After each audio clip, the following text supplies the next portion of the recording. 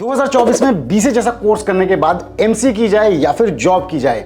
BCA के admission process के दौरान कई बार आपसे इंटरव्यू राउंड्स होते हैं, तो उसमें किस टाइप के क्वेश्चंस पूछे जाते हैं, किस टाइप की क्वेश्चंस की प्रिपरेशन आपको करनी चाहिए। प्लेसमेंट्स की अगर हम बात करें तो बीसीए के फर्स्ट ईयर से ही प्लेसमेंट की तैयारी कैसे की जाए। तो पिछले दिनों आप में से बहुत सारे स्टूडेंट्स के ऐसे बहुत से इंटरेस्टिंग क्वेश्चंस आए, तो हमने सोचा क्यों ना फिर से एक बार लेके आई जाए आप सभी की favourite question and answer series, जिसे हम कहते हैं #BCA क्वेश्चन आंसर, जिसमें हम देते हैं आपके क्वेश्चंस के डायरेक्ट जवाब। तो आज के जो एपिसोड है वो इस Q&A सीरीज का 21th एपिसोड होने वाला है। सो एवरीवन, मेरा नाम है रोहित, मैं हूं एक कंप्यूटर साइंस इंजीनियर। मुझे 10 से ज्यादा सालों का एक्सपीरियंस टॉप एमएनसीज में काम करने का, तो अपने इस एक्सपीरियंस के बेसिस पे मैं आप सभी को अच्छे से गाइड करने की कोशिश करूंगा। तो अगर आप चैनल पर नए हैं तो चैनल को सब्सक्राइब कर लें।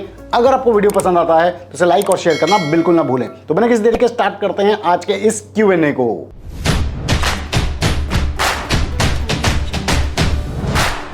तो सबसे पहले क्वेश्चन में स्टूडेंट पूछते हैं कि सर बीसीए के लिए इंटरव्यू में क्या पूछा जाता है। तो यहाँ पे मैं सभी स्टूडेंट्स को बताना चाहूंगा कि बीसीए का जो एडमिशन प्रोसेस होता है वो डिफरेंट टाइप्स का होता है। कई कॉलेजेस में डायरेक्ट एडमिशन होता है, कई कॉलेजेस में मेरिट बेस्ड होता है, कई जगह एंट्रेंस एग्जामिनेशन बेस्ड होता है, जैसे कि सीयूटी एग्जाम के बेसिस पे।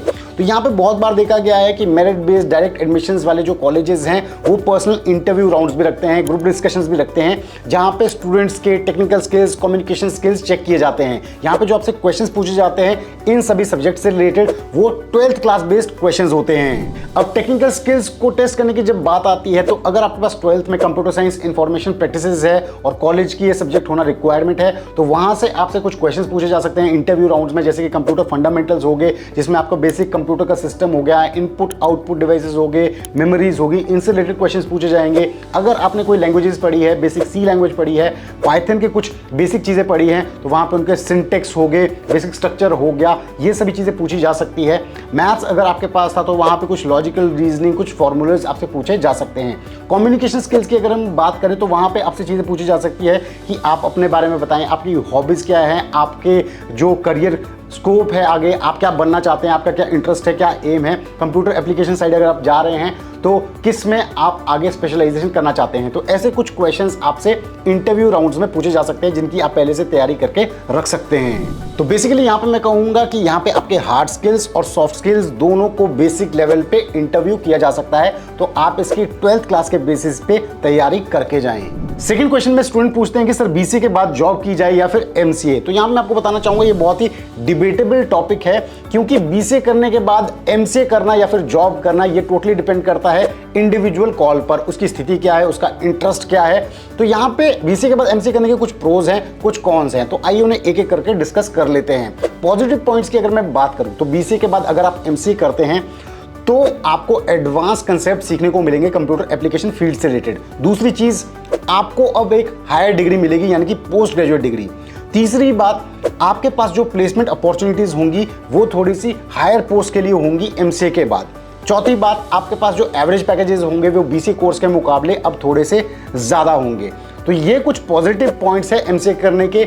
लेकिन अगर जो नेगेटिव पॉइंट्स की मैं बात करूं तो यहाँ पे आपको इंडस्ट्री एक्सपीरियंस करने के लिए 2 साल और वेट करना पड़ेगा, क्योंकि आप 2 साल और पढ़ाई में लगाएंगे। दूसरी बात यह है कि आपका और पैसा लगेगा। बीसीए में आप कुछ पैसा लगा चुके हैं, एमसीए कोर्स में फर्दर आपको और पैसा लगाना पड़ेगा, तो ये आपकी फाइनेंशियल सिचुएशन पे भी डिपेंड करता है। तो इन पॉजिटिव और नेगेटिव पॉइंट से ये निष्कर्ष निकलता है कि जो स्टूडेंट्स फाइनेंशियली साउंड है, जो आगे पढ़ना चाहते हैं एडवांस कंसेप्ट्स को, जो अभी जॉब नहीं ज्वाइन करना चाहते हैं, तो डेफिनेटली उनको एमसीए करना चाहिए, क्योंकि वो अच्छे concepts, deep concepts further MCA में सीख पाएंगे और बेटर जॉब अपॉर्चुनिटीज को ग्रैब कर पाएंगे।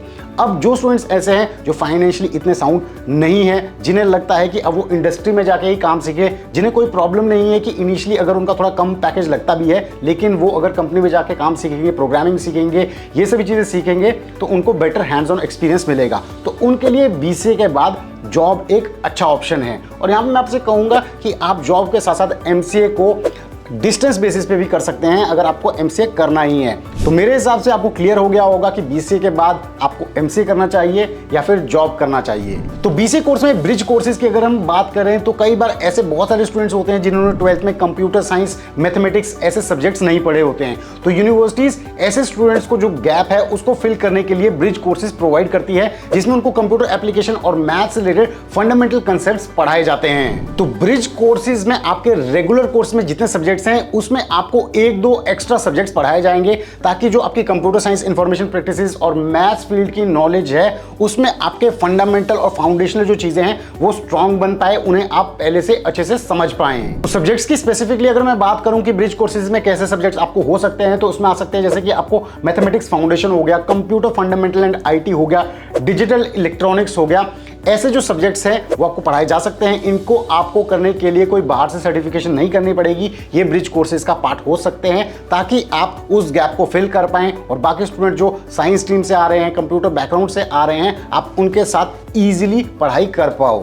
एग्जाम्पल के लिए कॉलेज में आपको बता देता हूँ, MIT यूनिवर्सिटी जैसे कि हो गया, वहां पे जैसे कि नॉन मैथ्स और नॉन कंप्यूटर साइंस वाले जो स्टूडेंट्स हैं उनको ऐसे ब्रिज कोर्सेज BCA कोर्स में करवाए जाते हैं। नेक्स्ट क्वेश्चन में स्टूडेंट पूछते हैं कि सर मकौत में BCA में एडमिशन कैसे होता है। तो यहाँ पर मैं आपको बताना चाहूंगा, Maulana Abul Kalam Azad university of technology one of the reputed state government universities में से एक है। इसे पहले जाना जाता था WBUT नाम से, यानी कि West Bengal University of Technology के नाम से। तो मकौत जो है इसमें variety of UG and PG courses offer होते हैं, जिसमें से BCA एक कोर्स है। मकौत के 200+ एफिलिएटेड कॉलेजेस है जहां पे BCA कोर्स में एडमिशन दिया जाता है। यहाँ पे जो एडमिशन होता है BCA में होता है कि अपने एंट्रेंस एग्जामिनेशन मकौत CET यानी कि मकौत कॉमन एंट्रेंस टेस्ट के बेसिस पे इसको आपको देना होगा। इसको अगर आप क्वालिफाई करते हैं तो आप BCA में एडमिशन ले पाएंगे मकौत एफिलिएटेड कॉलेजेस में। ट्यूशन फीस की अगर हम बात करें तो वो वेरी करती है 80,000 से 4 लाख रुपए के करीब, और यहाँ पे जो एवरेज पैकेजेस जाते हैं वो भी जाते हैं 1 लाख से 4 लाख रुपए के करीब। अब मकौत के अंदर आने वाले टॉप BCA कॉलेजेस की अगर हम बात करें तो उसमें आते हैं future institute of engineering and management,